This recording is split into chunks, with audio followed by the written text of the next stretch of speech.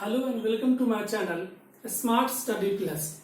Friends, आज हम आपके लिए एक वीडियो लेकर के आए हैं, एक ऐसा सेशन जिसमें आपको बताएंगे कि ये जो हमारा बीएड का जो कोर्स है, जब हम बीएड कर लेते हैं या फिर किन लोग कौन से स्टूडेंट जो हैं वो बीएड कर सकते हैं, तो ये सब सारी चीजें बताएंगे हम। जैसे कि आपको पता ही होगा कि बीएड करने के बाद हमारे पास कौन कौन से अवसर खुल जाते हैं। बहुत सारे स्टूडेंट को ये ही पता है कि वो सिर्फ राज्य के स्कूलों में ही शिक्षा प्राप्त एक टीचर बन सकते हैं या फिर वो अन्य राज्यों में CTET central teacher eligibility test के माध्यम से अन्य राज्यों में एक टीचर ही बन सकते हैं। परंतु दोस्त, हम ये आपको बताना चाहते हैं कि सिर्फ आप टीचर ही नहीं बन सकते हैं, बीएड करने के बाद आपकी जो है वो बहुत सारे अपॉर्चुनिटीज खुलती हैं। तो आइए आज हम बात करते हैं कि कौन कौन से अपॉर्चुनिटी हैं जो बीएड के बाद होती है और कौन से ऐसे स्टूडेंट हैं जो अब बीएड कर सकते हैं। क्योंकि आपको पता ही होगा, क्योंकि जो एजुकेशन पॉलिसी है हमारा 2020, उसमें जो नए प्रावधान जोड़े गए हैं कि बीएड के कुछ अन्य प्रावधान है, जैसे कि इंटीग्रेटेड कोर्स तो पहले भी था, और इंटीग्रेटेड कोर्स कौन कौन कर सकते हैं और उसके बाद आप क्या क्या कर सकते हैं, क्या सैलरी होती है, कौन कौन से पोस्ट होते हैं।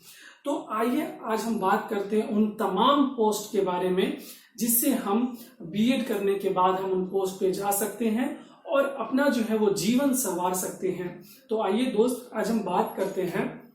देखिए, सबसे पहले हम बात करते हैं ये जो बीएड हमारा कोर्स है, ये बीएड कौन कौन कर सकते हैं। फ्रेंड, इंटीग्रेटेड कोर्स में इंटीग्रेटेड जो कोर्स है वो इंटरमीडिएट करने के बाद यानी कि +2 करने के बाद जो इंटरमीडिएट करने के बाद जो हमारा कोर्स होता है वो होता है इंटीग्रेटेड कोर्स। आपने सुना होगा इंटीग्रेटेड कोर्स जो होता है, ये इंटीग्रेटेड कोर्स इंटर करने के बाद आपको दो ऑप्शन मिलते हैं। एक होता है बीए बीएड और एक होता है बीएससी बीएड। तो साइंस के जो स्टूडेंट हैं वो बीएससी बीएड कर सकते हैं इंटर करने के बाद, और जो बीए के जो आर्ट्स के स्टूडेंट हैं वो बीए बीएड करेंगे। तो आप देख सकते हैं बीएड करने के बाद इंटीग्रेटेड कोर्स +2 में इंटीग्रेटेड कोर्स हमारा ये है, बीए बीएड आर्ट्स के स्टूडेंट करेंगे, चूंकि ये 4 साल का होता है, 4 इयर्स के होते हैं, 4 इयर्स। इसमें देखिए आपको फायदा क्या है। इसमें फ्रेंड्स फायदा ये है कि बीए में आपको 3 साल लगता है और अभी जिसमें हम लोगों ने बीएड किया है उसमें 2 साल लगा, तो टोटल 5 साल हो गया। लेकिन आपको ये 2 साल नहीं लगेगा, आपको +1 होगा तो इसका 4 यानी कि 4 साल ही आपको लगेंगे। तो इसीलिए हमारा जो है वो इंटीग्रेटेड कोर्स में ये फायदे हैं।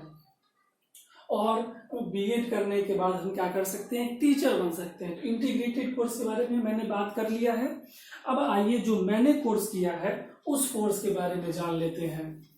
देखिए, हम लोगों ने जो कोर्स किया था वो बीए करने के बाद 3 साल वाला जो कोर्स किया था। तो जो अभी वर्तमान के जो भी स्टूडेंट हैं, छात्र हैं, तो उन्होंने क्या किया होगा, बीए किया होगा। बीए के बाद क्या किया होगा, 3 साल का बीए किया होगा प्लस बीएड किया होगा प्लस 2 साल, 5 साल का। इसी में जो साइंस के स्टूडेंट हैं उन्होंने बीएससी किया होगा प्लस बीएड किया होगा। या फिर कॉमर्स के स्टूडेंट है तो फिर कॉमर्स के स्टूडेंट के जो हम लास्ट वीडियो में कुछ बातें करेंगे। खैर, अभी आर्ट्स और साइंस के स्टूडेंट के बारे में बातें करते हैं। तो ये है हमारा बीएससी बीएड, बीएड 3 साल प्लस 2 साल हम लोगों ने किया था। तो अब जो है ये बीएड करने के बाद आपने बीएड कर लिया। अब मान लीजिए कि आपने बीएड कर लिया। अब बीएड करने के बाद आपको क्या करना है।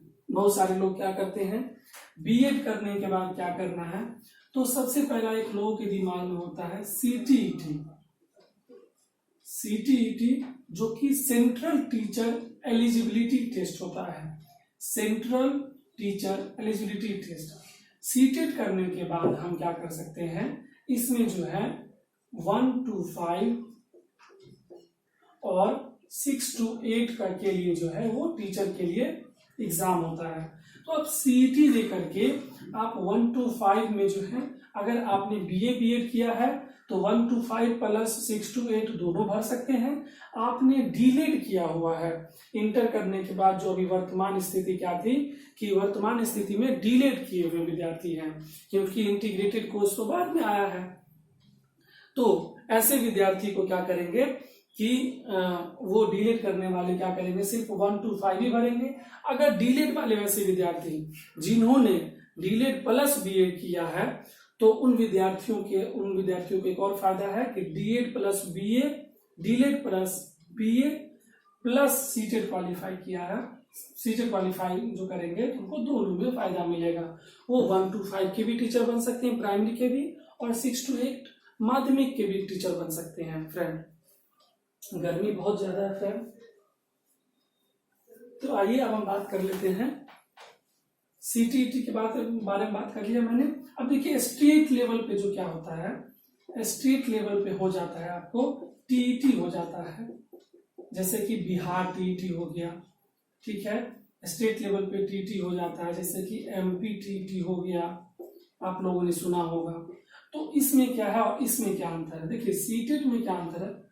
सीटेट में अंतर ये है कि आप सीटेट क्वालिफाई करने के बाद राज्य के किसी भी, मतलब भारत के किसी भी राज्य में आप जो है नियोजन प्रक्रिया, टीचर के लिए जो नियोजन प्रक्रिया होती है उसमें आप भाग ले सकते हैं। लेकिन अगर आप बीटीईटी, एमपीटीईटी, उसके बाद एचटेट होता है हरियाणा टीईटी, उसके बाद आपको रीट होता है राजस्थान टीईटी, इसमें क्या होता है फ्रेंड कि इसमें आप जो है वो सिर्फ और सिर्फ क्या कर सकते हैं कि उन राज्यों में ही कर सकते हैं जिन राज्यों में आपने एग्जामिनेशन पास किया है। अगर बिहार राज्य में आपने एग्जामिनेशन पास किया है तो सिर्फ बीटीईटी के माध्यम से आप बिहार के नियोजन प्रक्रिया में ही शामिल हो पाएंगे। अगर आपने एमपी टेट किया हुआ है तो सिर्फ एमपी के ही राज्य में आप जो है वो क्या कर पाएंगे, नियोजन प्रक्रिया में, टीचर नियोजन प्रक्रिया में भाग ले पाएंगे। हरियाणा के ही में भाग ले पाएंगे स्टेट में, या आरटीटी में भाग ले पाएंगे। तो बीएड करने के बाद जो हमारा टीचिंग की जो ये प्रक्रिया थी, ये हमें सीटीईटी के माध्यम से स्टेट गवर्नमेंट के जो एग्जाम होते हैं उसके माध्यम से आप जो है नियोजन प्रक्रिया टीचर बन सकते हैं। तो यहाँ तक तो आप लोग को पूरी तरह पता ही होगा, इतना तो आप लोग को पता ही होगा। लेकिन देखिए अब विशेष चीजें हम क्या देखते हैं, देखिए विशेष चीजें हमारे लिए क्या है।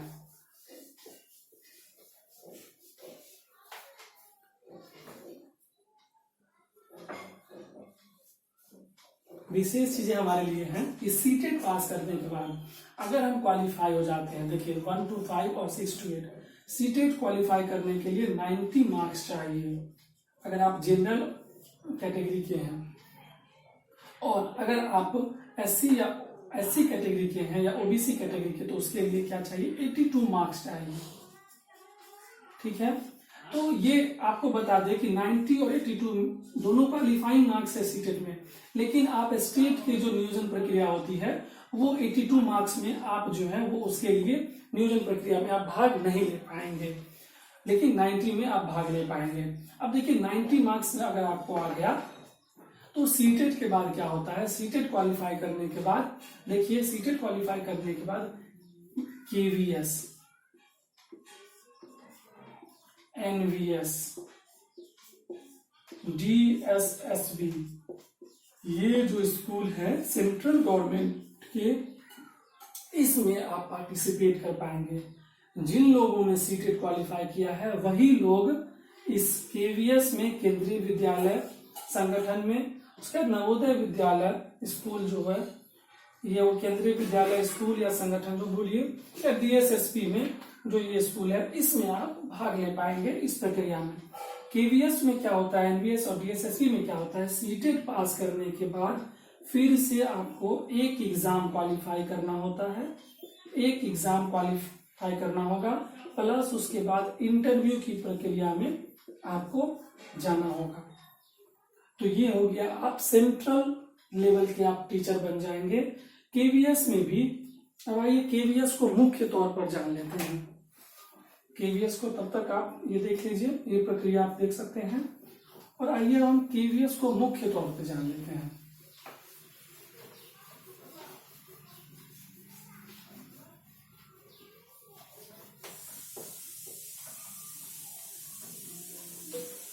देखिए केवीएस को हम मुख्य तौर पे जान लेते हैं।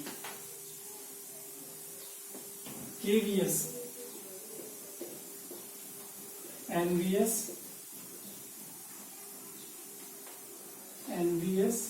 और हो गया हमारा बीएसएसबी।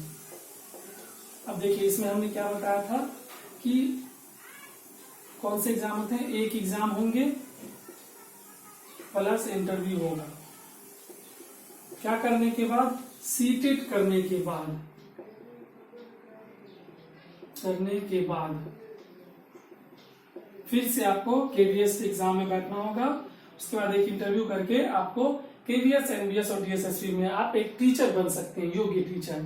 इसमें भी देखिए होता है पीआरटी, प्राइमरी टीचर होता है, इसमें टीजीटी होता है जिसमें प्रशिक्षक टीचर होता है 6 to 8 के लिए, और एक होता है पीजीटी जिसमें कि आप जो ऐसे छात्र जो बीएड नहीं भी किए होंगे तो आप पीजीटी में शामिल हो सकते हैं, एक एग्जाम और इंटरव्यू के माध्यम से।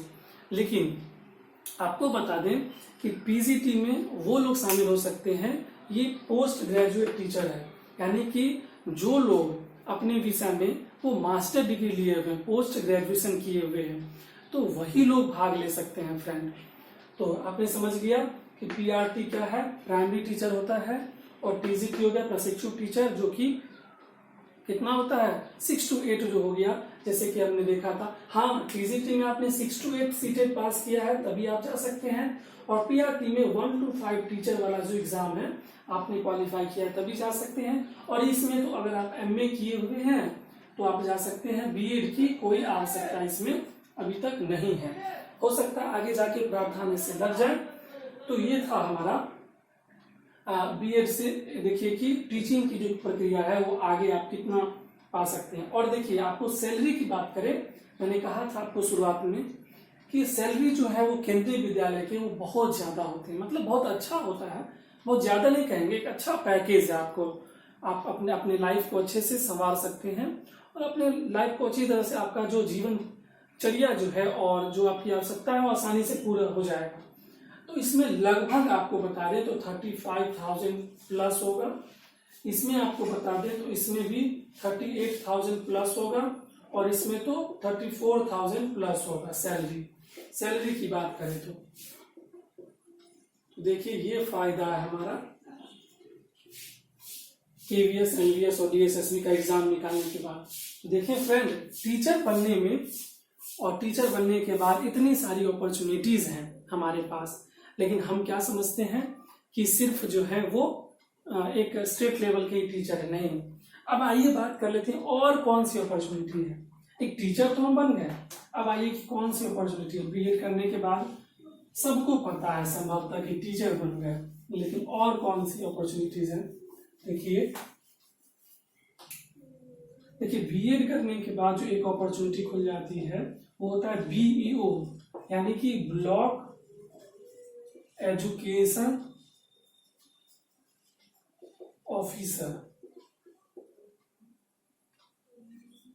यानी कि ब्लॉक एजुकेशन ऑफिसर आप बन सकते हैं बीएड करने के बाद, यानी कि एक पदाधिकारी भी आप बन सकते हैं बीएड करने के बाद। तो फ्रेंड, इतनी सारी जो अपॉर्चुनिटीज है, और अपॉर्चुनिटी की बात करते हैं, और अपॉर्चुनिटी आई है। अगर आप बीएड करने के बाद एमएड करते हैं, एमएड करने के बाद आप क्या हो सकते हैं, एमएड प्लस आप एमएड करने के बाद होता है कि नेट क्वालिफाई करना पड़ता है। नेट क्वालिफाई करने के बाद आपको पीएचडी करना होगा, और फिर पीएचडी करने के बाद आप यूनिवर्सिटी के लेक्चर बन सकते हैं, यूनिवर्सिटी के जो है वो लेक्चरार बन सकते हैं, यूनिवर्सिटी के लेक्चरार बन सकते हैं आप। तो इतनी सारी जो अपॉर्चुनिटी है हमारे पास, लेकिन हम क्या कहते हैं कि सिर्फ एक टीचर ही बन सकते हैं। नहीं फ्रेंड, सिर्फ एक टीचर नहीं बन सकते हैं हम। हर फील्ड में हमारे पास अपॉर्चुनिटीज हैं, हम करना चाहें तो आसानी से कर सकते हैं। इसीलिए फ्रेंड, अगर आप बीएड किए हैं तो प्लीज इन सब चीजों के बारे में जानें। टीचर के अलावा जो बीईओ पोस्ट होता है, इसकी रिक्वायरमेंट बीएड करने के बाद आप एलिजिबल हो जाते हैं। इसका सिलेबस क्या होता है, वो जो ऑफिसर लेवल का जैसे कि वीडियो वगैरह का जो एग्जाम होता है बीपीएससी का, उसका जो सिलेबस होता है वही सेम सिलेबस होता है। करंट अफेयर सब पूछे जाते हैं और जनरल अवेयरनेस, उसके बाद जीके क्वेश्चंस वगैरह सब पूछे जाते हैं। तो आप सिलेबस देख करके बीईओ का एग्जाम निकाल सकते हैं बीएड करने के बाद। और उसके बाद अगर आपको हायर एजुकेशन में जाना है, देखिए ये जो एमएड की जो डिग्री है वो है हायर एजुकेशन की फ्रेंड। हायर एजुकेशन में जाना है आपको, हायर एजुकेशन में, तो एमएड कर लीजिए आप। एमएड करने के बाद अच्छे से यूनिवर्सिटी से कर लीजिए। एमएड करने के लिए आपको कौन सी यूनिवर्सिटी से, आप बहुत अच्छे यूनिवर्सिटी है, बीएचयू है, आपको क्या बोल दिए कि इलाहाबाद यूनिवर्सिटी है, इलाहाबाद यूनिवर्सिटी जो है वो है। उसके बाद जामिया यूनिवर्सिटी है, जामिया है, बहुत सारी यूनिवर्सिटी है, सेंट्रल यूनिवर्सिटी है जहाँ से आप एमएड के कोर्स कर सकते हैं। और एमएड के कोर्स आप अपने जो है वो क्षेत्रीय यूनिवर्सिटी से भी कर सकते हैं। तो वहाँ कुछ एंट्रेंस एग्जाम वगैरह होती है, आप उसे देख करके क्लियर कर सकते हैं। उसके बाद आपका जो है लेक्चरर बनने का जो सपना है वो पूरा हो सकता है फ्रेंड। तो मुझे इस वीडियो को बनाने का बस एक ही मकसद था मेरा कि आपको जो है बीईओ के बारे में, एमएड, नेट, पीएचडी के बारे में पता चले, केवीएस, एनबीएस, डीएसएसबी एग्जाम के बारे में पता चले, उसका सैलरी पैकेज के बारे में पता चले। और आपको पता भी है कि एनबीएस, केवीएस और डीएसएसबी एग्जाम्स वगैरह आप निकालते हैं तो एक अच्छी सी सर्विस आपको मिलती है, आपको खुद सीखने को मिलेगा। और टीचर एक ऐसा प्रोफेशन है फ्रेंड, टीचर प्रोफेशन में आप क्या कर सकते हैं कि आप हमेशा पढ़ने का जो मौका है, हमेशा पढ़ने का मौका किसी प्रोफेशन में नहीं मिलता। बहुत कम ही ऐसे प्रोफेशन है जहाँ हमेशा पढ़ने का मौका मिलता है। और हमेशा जब आप पढ़ते हैं तो आपको पता है कि आप टीचिंग प्रोफेशन में आप पढ़ते हैं, पढ़ाई रेगुलर करते हैं, तो आप यूपीएससी, बीपीएससी की भी आप उस पढ़ाई के दौरान आप आसानी से कर सकते हैं, वो प्रोफेशन को चूज कर सकते हैं। तो फ्रेंड, यही तक था हमारा वीडियो। तो आप ये सब चीज़ को गौर करें और आप अपने लाइफ को अच्छे से संवारें। Thank you friends.